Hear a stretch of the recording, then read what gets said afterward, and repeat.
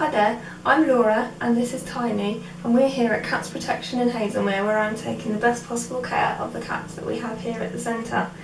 Today I've got for you the second half of The Cat Who Wanted to Go Home. So if you didn't hear the first video with the first half of the story, I'd recommend watching that one first, because today we're going to find out what little Suzy tried next in order to get home to France. So let's carry on with the story. The next morning, Auntie Jo opened her newspaper and there was a photograph of Suzy water skiing. "Well, so that's what you were up to yesterday, Kitty Cat," she said. "No wonder you were so wet. I think you'd better stay at home today." But when Auntie Jo wheeled out her tricycle, Suzy popped into the basket as usual. "Chez moi," she said to Auntie Jo, beseeching her with her big green eyes. "Oh, come on then," Auntie Jo said as they pedalled along the seafront to the shops. A lady and her husband recognised Suzy. "Why, surely that's the little cat who was water skiing yesterday," they said. "So she belongs to you, does she, Auntie Jo?" "She's a stray," said Auntie Jo. "I'm just feeding her." "Well, she's a very good swimmer," said the lady. "Yes," said her husband. "Let's hope she doesn't get any ideas because of what's happening today." "What's happening?" asked Auntie Jo. "There's a swimmer attempting to cross the channel. That's a very long way for a small cat." "Did you hear that, Kitty Cat?" said Auntie Jo. "No channel swimming." But I'm afraid Suzy didn't understand, and when Auntie Jo parked her tricycle, she popped out of the basket as usual and ran down to the water's edge. She was looking for boats, of course. There was one small boat, and beside it was a great big fat man. It was the channel swimmer. Someone was smearing him all over with greasy stuff to keep him warm during his long swim. Suzy wasn't very interested in all this until she heard somebody say, "Well, good luck, Jim. Let's hope you get to France." France? He was really going to France? So it was hardly surprising that when the man had been swimming for a few minutes, he found that there was a little cat swimming beside him.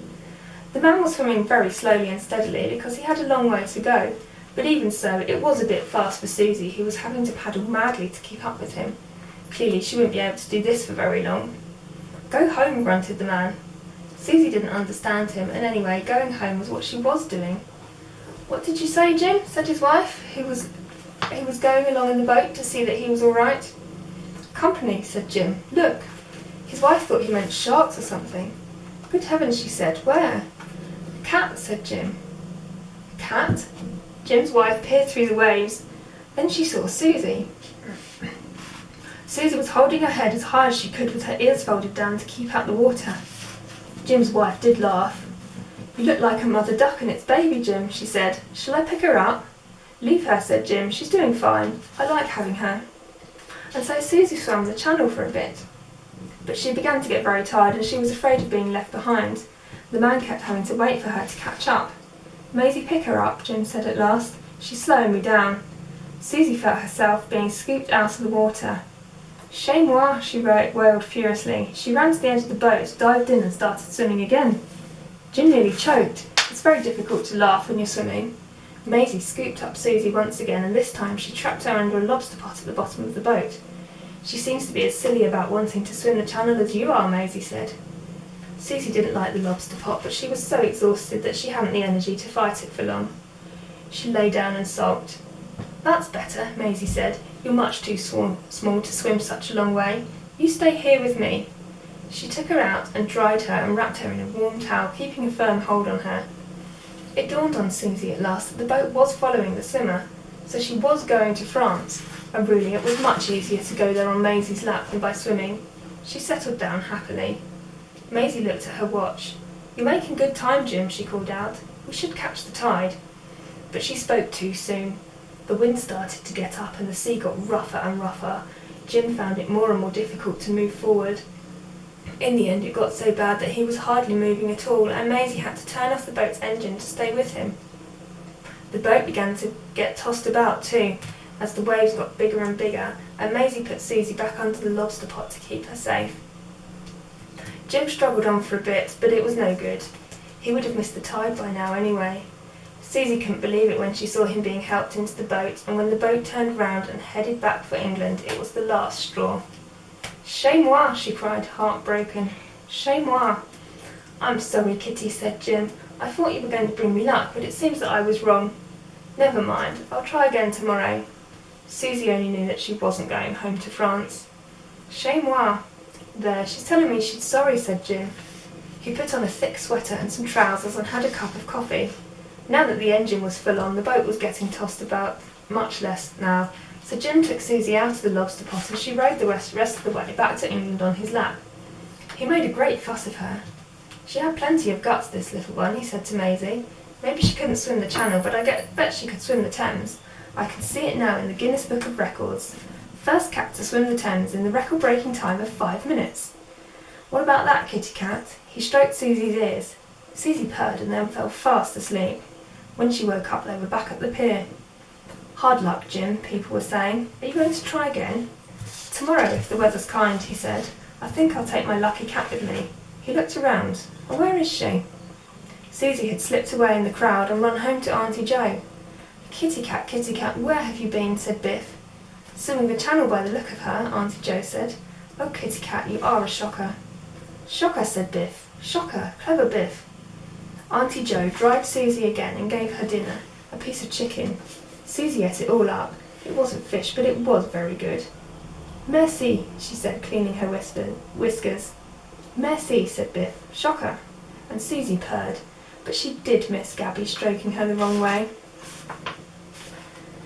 The next morning, Suzy waited patiently in the hall by the door while Auntie Jo speared her hat to her bun. It was a different hat today, a flowery one. Auntie Jo saw Suzy reflected in the glass. Now, kitty cat, it's no good you waiting there today. It's Sunday. I'm going to church. I'm not taking you with me. But of course she was. Suzy settled herself into the basket the minute Auntie Jo had wheeled out her tricycle, and nothing Auntie Jo said or did would move her. All right, said Auntie Jo at last. Come, but you'll have to wait outside during the service. Chez moi, replied Suzy, quite happy. Auntie Jo went a different way today, turning out of the town. The church was at the top of a hill, and Auntie Jo had to get off and push the tricycle for the last bit. Suzy didn't mind. She sat up in the basket and looked about her. The church was on a headland, a piece of land which stuck out into the sea, and Suzy could see into the bay on the other side. There were ships there. Big ships. The moment Auntie Jo parked the tricycle by the church porch, Suzy was off like a rocket over the headland. Oh dear, said Auntie Jo. I hope she doesn't go down to the sea again. Suzy took a shortcut down a cliff path, streaked across the sand and up some steps to a big quay. There was a smart motorboat decorated with flags just about to leave the jetty. Suzy jumped neatly down and settled herself behind a pile of rope. With a roar, the motorboat shot off across the bay, a plume of white foam behind it. There were a lot of men in uniform on board, including an admiral, but of course Suzy didn't notice that. All she knew was that they were going towards France. Or were they? The boat was drawing up alongside a very odd sausage-shaped ship. Oh well, perhaps she'd still get there. Suzy joined the end of the procession that was going aboard the ship. Sailors already on the ship were lined up ready to be inspected by the admiral. Someone was making an awful piping noise on a funny kind of whistle. The admiral began to strut importantly between the lines of men. Suzy, who was determined not to be left behind, trotted importantly behind him, for all the world as if expecting the fleet was something she did every day of her life.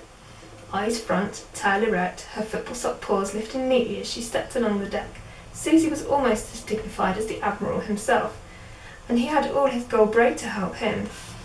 The men were trying hard not to grin. It was not often that they had to stand to attention to be inspected by a small tabby cat. By the end of the inspection, Suzy was beginning to feel a little impatient. What was all this walking about for?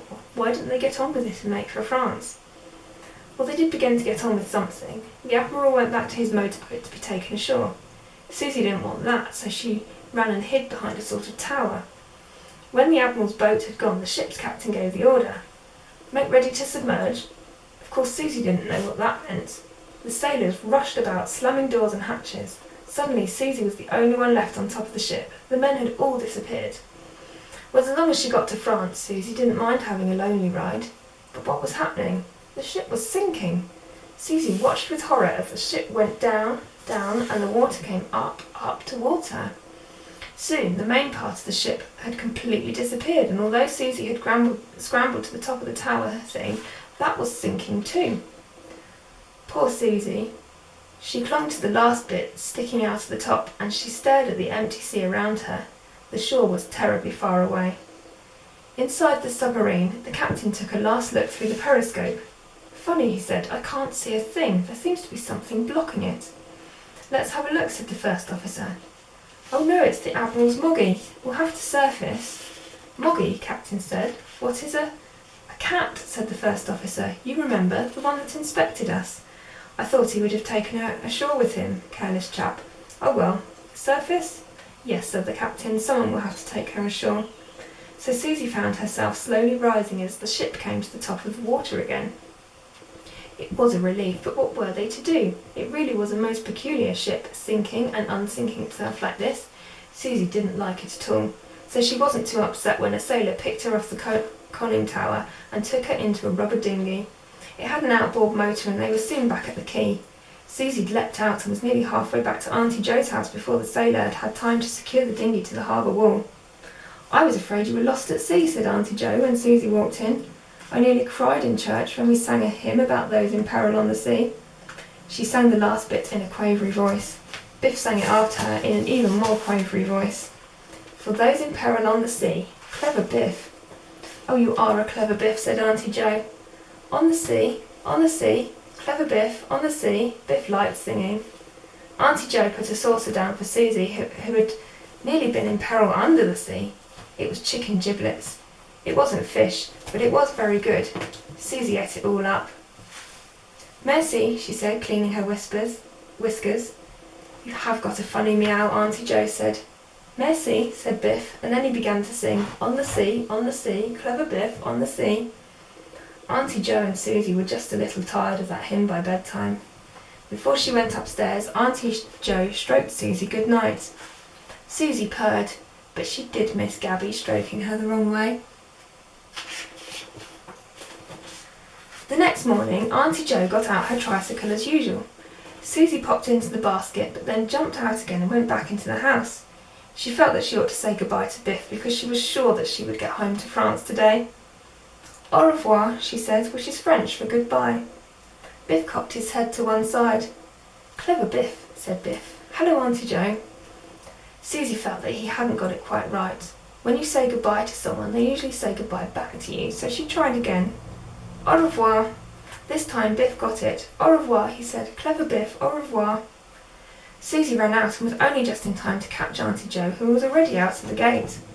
"I thought you'd decided not to come today," Auntie Jo said as she stopped for Suzy to hop in. "Chez moi," said Suzy. "You have got a funny meow," Auntie Jo said. They pedalled off, down to the shops on the seafront.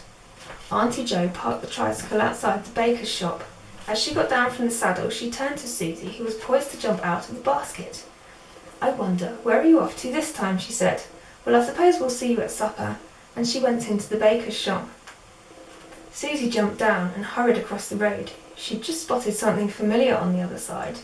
It was a French sailor with a bobble on his cap.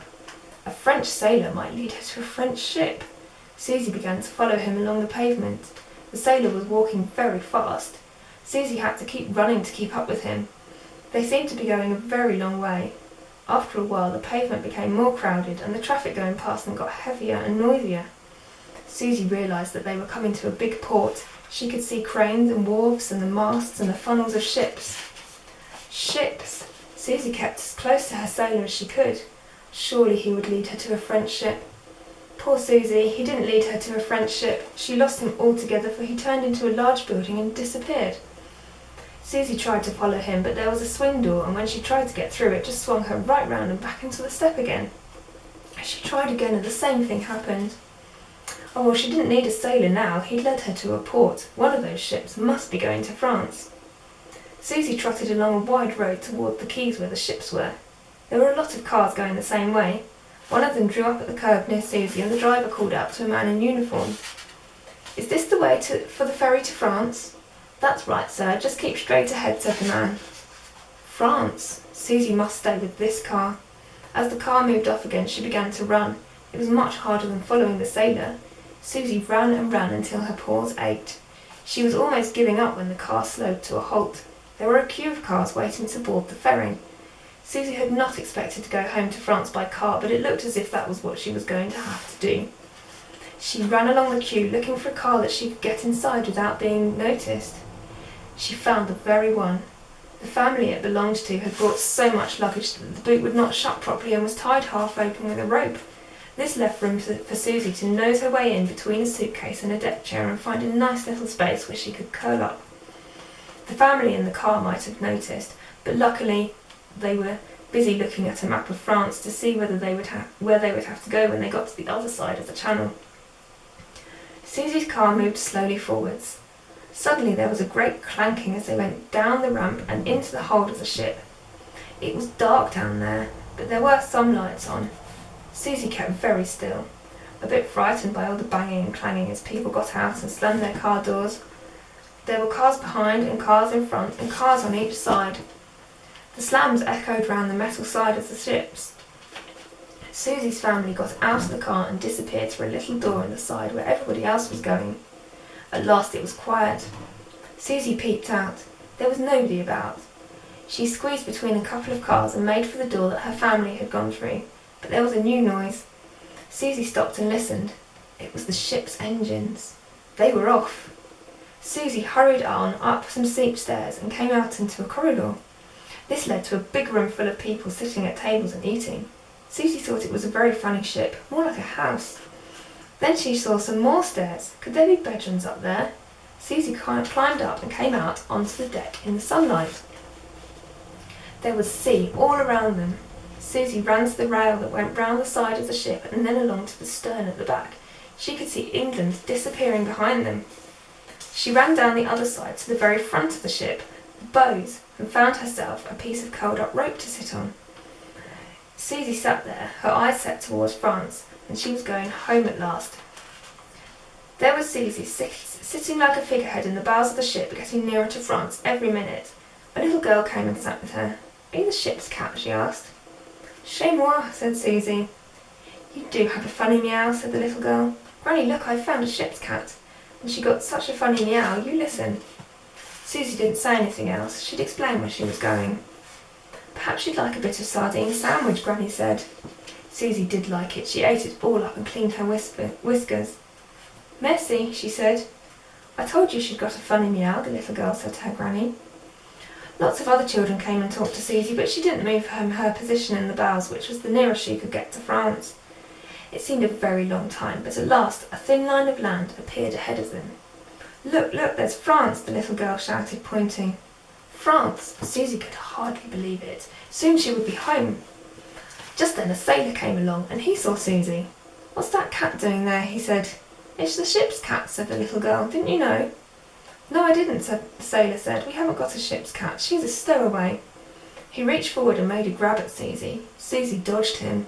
He didn't look friendly at all. He wasn't.